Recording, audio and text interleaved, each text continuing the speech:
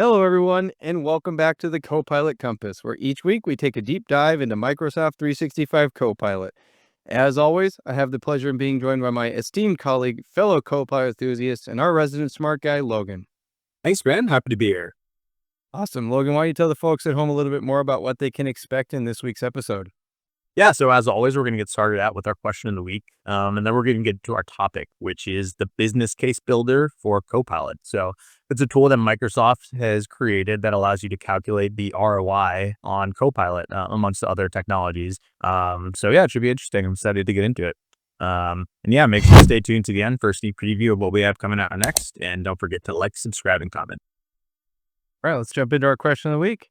Let's do it.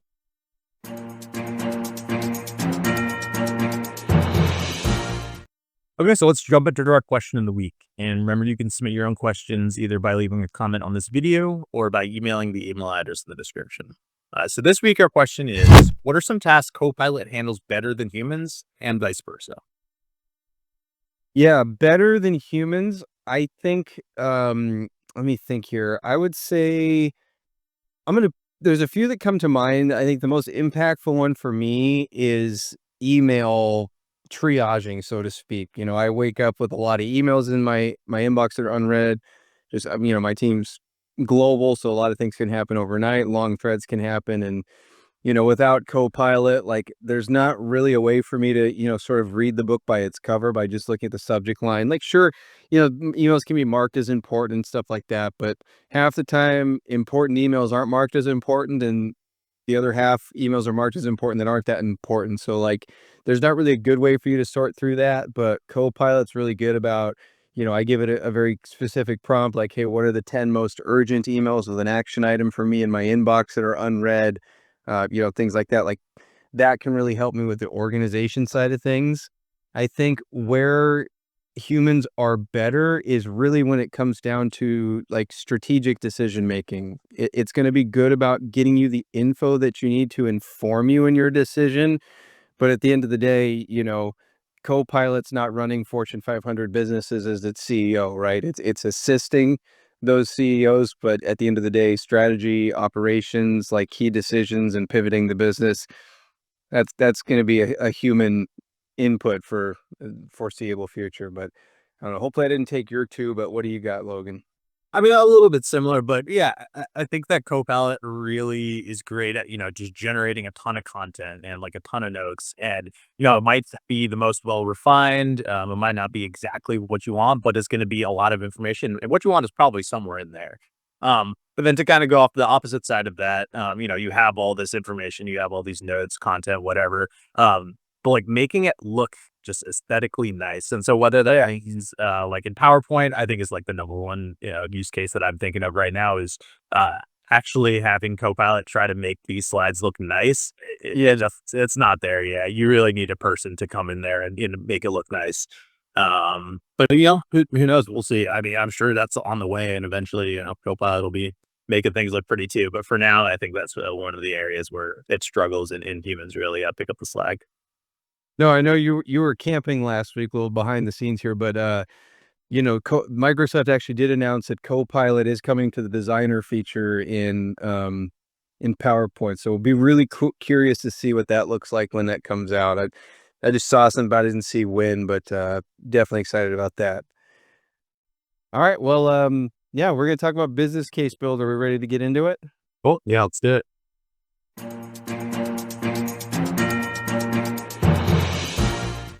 All right. So when it comes to calculating the business value of Copilot, there's a few things, a few resources are available to us.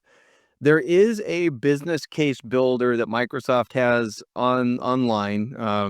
The couple of caveats there. So one is you're going to have to set up, like a mock customer, if you will. You certainly can just use your own information, but you will have to kind of create that little account in there. And then you're going to want to select, the modern work workload and then drop down the sub licensing category as Copilot. And you can work your way through the process there. It's fairly self-explanatory. It's just going to ask you, okay, how many licenses are you going to have of Copilot, over a 3-year window? And then where are you going to assign those licenses? And then, by department rather. And then within those departments, you can customize it, but it's going to come up with some basic ones of like, here's a few use cases. Um, and you can customize those a bit. Like, hey, if you found some other ones, or you find that the time saving is actually more or less than what Microsoft is saying for each use case, you can, again, make it as relevant as you care to. There is also an Excel version that you can download. It takes a little bit more time, but again, you're still looking at certainly less than 15 minutes if you're, doing a good job with it. Another way that you can do it is to look at more of like a case by case basis. And that's what we're going to do today. We're going to show you some material that we use to showcase the ROI of a Microsoft 365 Copilot license. And this is really valuable for those of you that maybe, have been watching the episodes, but your company doesn't yet have the licenses, or maybe they have a few, but haven't assigned one to you. Hopefully you can kind of use what we're going to do here today to build your own case and bring it up to your procurement or IT or whoever manages licensing to say, hey, I realize that, it's going to cost you guys $31 a month for me to have it, but look at the outstanding return on the investment. So with that, let's go ahead. We'll transition into our demo here and show you our business case builder.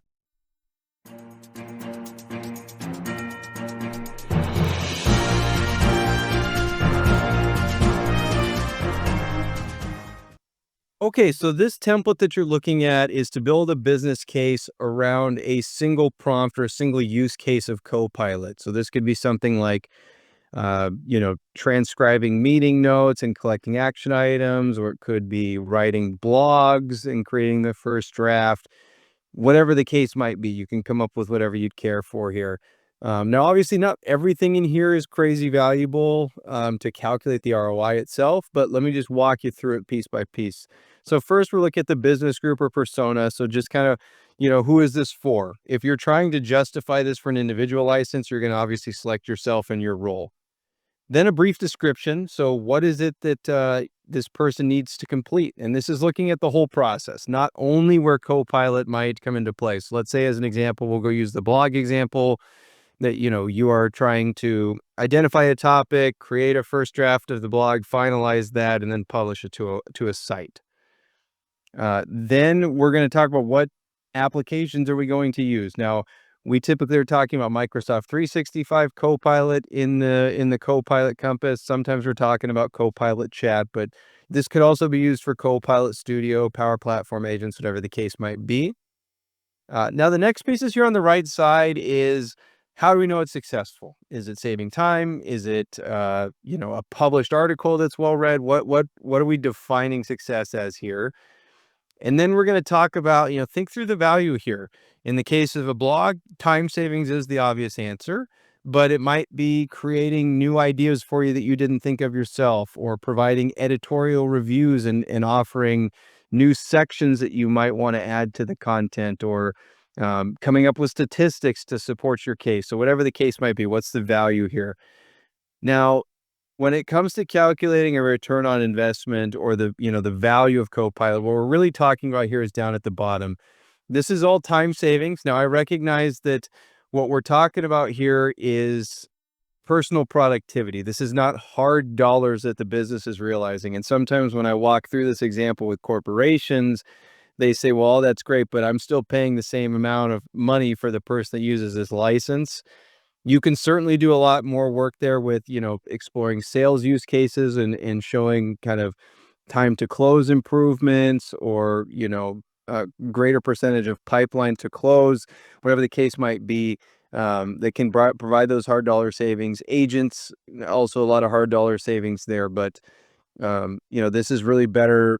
We're focusing here on, how do I, as Susie Q at the company, justify to my procurement team why I need the license. So, all right. So what we're going to look at here is, how much time does the task take? So when we talked about the description, we said, what is the whole process, not just using Copilot to create the blog draft, but we need to identify the topic, write the blog, publish it to the website, all those steps. So we're going to look at the total process.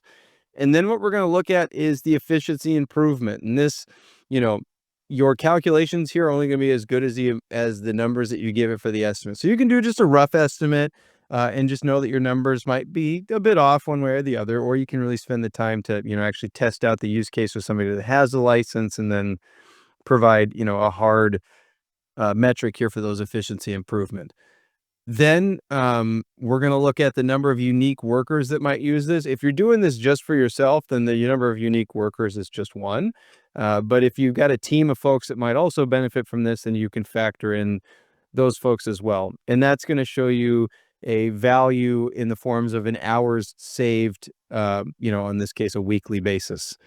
You could certainly change this to per day if it's something like, triaging your inbox or meeting summarization. You could change this to month if it's like a once a month activity, whatever the case could be here. But now this is only showing us a savings in the form of time, typically in hours. We're going to now talk a little bit about how do you show the dollar figures here. So calculating the ROI on Copilot. So the value of Copilot really is the number of hours saved times that person's cost to the company.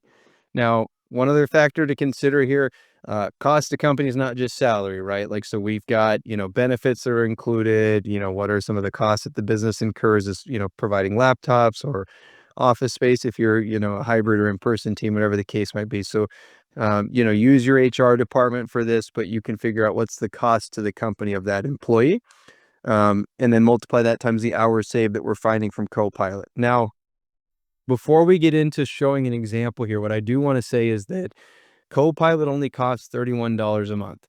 Even at your entry-level positions at your organization, it is not going to be hard to get to the ROI of greater than $31 per month. So when we encourage people to use this type of mathematics to justify a license at their company, you probably only need to pick 2 or maybe 3 super high-value use cases, and then you're going to find a good number here. So let's take an example here. All right, so we're going to just use Logan. This isn't this Logan, different Logan, but some random person named Logan. So they're going to save 10 hours per week, and we showed a few use cases here. So it's going to automate meeting notes, creating draft blogs, and then summarizing long documents. So he's constantly consuming, research articles maybe. So we just picked 3 use cases, and we're saying that with those 3 use cases, he's saving 10 hours per week. Now, another thing that we need for this calculation here is his cost to the company, which we're going to say is $5,500 per month. So let's get into it. So let's look at his hourly cost. So first, we've got to figure out the hourly cost to company. So $5,500 a month. We used 160 working hours here just for the sake of simplicity. This is going to be different state to state, but and obviously month by month, but let's say 160 is kind of a standard for us here. And then we're going to find that it's going to cost about $34.38 an hour to employ our mysterious Logan here. Value of Copilot. So we're using 40 hours here. Now, why 40? Because we said 10 per week, and we're going to say 4 hours per week, which is how we got to 160. So 40 hours per week times this cost. So we're saying that this time savings times this cost is going to be about $1,300, a little bit north of that per month. So getting into the actual ROI, we're saying that we've realized this amount in cost savings. This is how much the license costs us. And these are both on a monthly basis.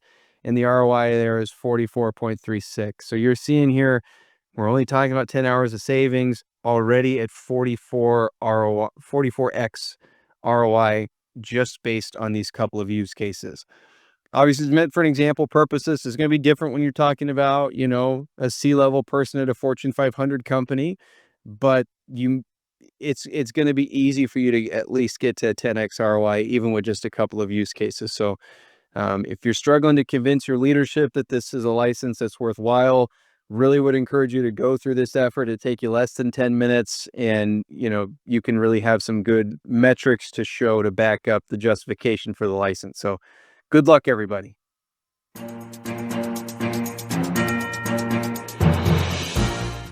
In today's journey of the Copilot Compass, we talked about calculating the ROI and business value of Copilot, and hopefully you're going to find some of this information helpful as you look to justify that license if you don't already have it. Yeah, absolutely. And yeah, it's really cool to see how, I know it's, we're not talking about far ROI here, but it's cool to see how quickly those numbers add up, and how useful Copilot can really be. So yeah, if you enjoyed the episode, please do us a favor and like, subscribe, and comment. And remember, I have our Q&A sessions every episode, so give us those questions. And we have new episodes coming out each Tuesday. Yeah, next week we're gonna just take a look at, something I get from our non-technical folks is what is GBT5. So we're gonna talk about what is GBT5, what's different than the other versions of it. If you are a licensed M365 Copilot user, you've probably seen in the upper right there's a try GBT5. So we're not going to get deep into the technical weeds. We never do in the Copilot Compass, but just going to give you sort of the cliff notes so that next time you're standing around a water cooler and somebody mentions something about it, you can at least either digest what the conversation is or maybe, sound smart in front of your coworkers. So we'll dive into that a little bit. Thanks again for joining us, everybody, and we're looking forward to seeing you again next week. See you next week.